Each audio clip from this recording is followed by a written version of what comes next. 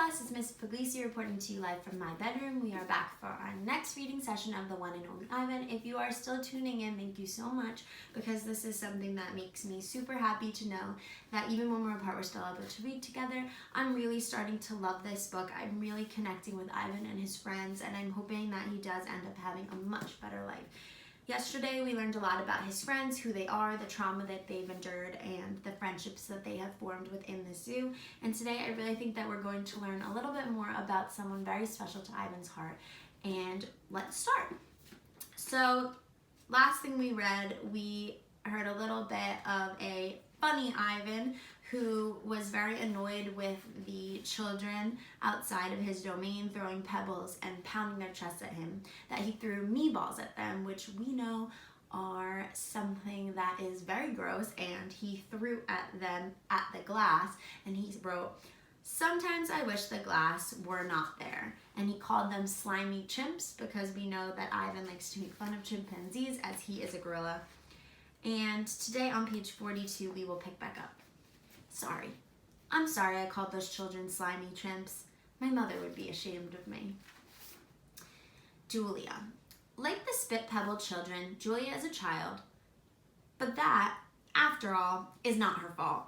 While her father George cleans the mall each night, Julia sits by my domain. She could sit anywhere she wants, by the carousel, in the empty food court, on the bleachers coated in sawdust, but I am not bragging when I say that she always chooses to sit with me.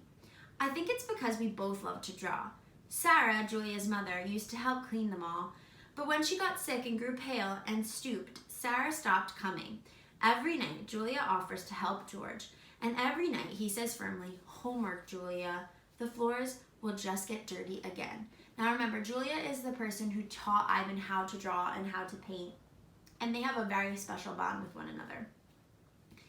Homework, I have discovered, involves a sharp pencil and thick books and long sighs, meaning, which I'm sure you are doing at home right now, your poor parents.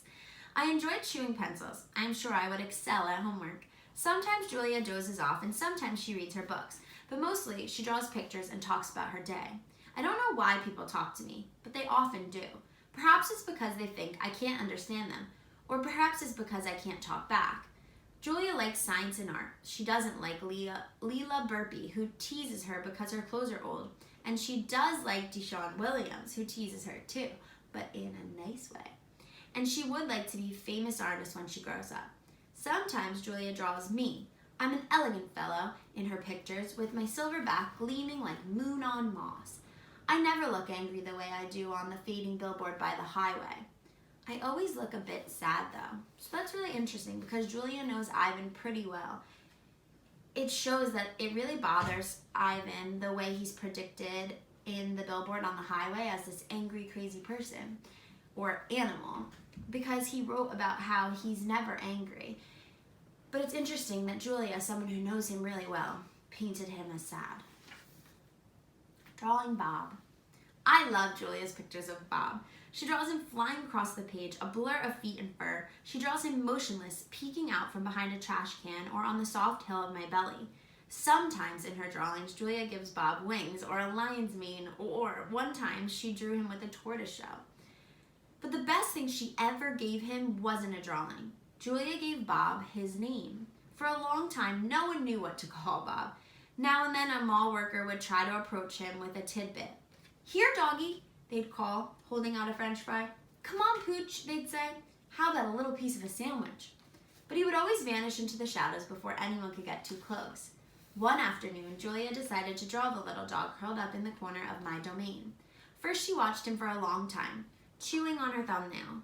I could tell she was looking at him the way artists look at the world when she's trying to understand it. Finally, she grabbed her pencil and set to work. When she was finished, she held up the page. There he was, the tiny, big-eared dog. He was smart and cunning, but his gaze was wistful. Under the picture were 3 bold, confident marks, circled in black. I was pretty certain it was a word, even though I couldn't read it. Julia's father peered over her shoulder. "That's him exactly," he said. He pointed to the circle marks. "I didn't realize his name was Bob," he said. "Me either," said Julia. She smiled. "I had to draw him first." Bob and Julia. Bob will not let humans touch him. He says their scent upsets his digestion. But every now and then I see him sitting at Julia's feet. Her fingers move gently, just behind his right ear. Now here's a picture of Julia and Bob. I'm going to move a little closer so you can see. So Julia has dark brown hair, and all the way by her feet is little tiny Bob. So he really is a tiny guy. Now we're going to learn a little bit about Mac, the owner. Usually Mac leaves after the last show, but tonight he's in his office working late. When he's done, he stops by my domain and stares at me for a long time while he drinks from a brown bottle. George joins him too, broom in hand, and Mac says the things he always says. How about that game last night? And business has been slow, but it'll get better, you'll see. And don't forget to empty the trash. Mac glances over at the picture Julia is drawing. What are you making? He asks. It's for my mom, Julia says. It's a flying dog. She holds up her drawing, eyeing it critically. She likes airplanes and dogs. Mac murmurs, sounding unconvinced. He looks at George. How's the wife doing anyway? About the same, George says. She has good days and bad days. Yeah, don't we all, Mac says. Mac starts to leave, then pauses. He reaches into his pocket, pulls out a crumpled green bill, and presses it into George's hand. Here, Mac says with a shrug. Buy the kids some more crayons. Mac is already out the door before George can yell, Thanks. We're going to stop there. That's on page 50. Before we end our video, I do want to talk a little bit about what we read today. We learned a lot more about Julia, Ivan's really good friend, someone who cares about him and shows him new things to do to pass the time. We know Julia is important to Ivan because she showed him the one thing that makes him happy when he's in his domain, and that is drawing. It's interesting because we talked about how Ivan, Stella, and Bob all have something in common, and that's pain. They've experienced things that have hurt them or things that may be hard for other people to get through. And that's how they all are friends, because they have something shared to form a really strong bond. And when you look at Julia, you could also argue the same thing. Her mom is really sick, and that's something that's very hard for young girls or young kids to cope with.